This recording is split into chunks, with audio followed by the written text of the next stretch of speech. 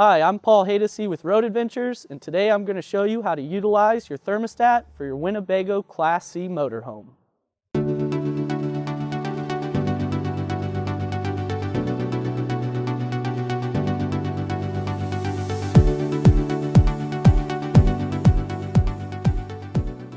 Your thermostat has 4 system settings: cool, fan, off, and heat.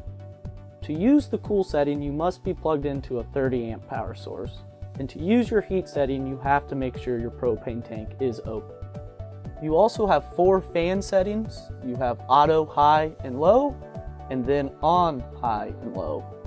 We recommend anytime you're using the AC that you keep it on auto so you don't overuse the AC unit.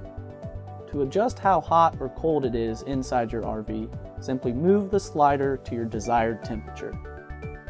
Thanks for watching. To check out more how-to videos, visit our YouTube page or go to roadadventures.com and start planning your next Great American Getaway.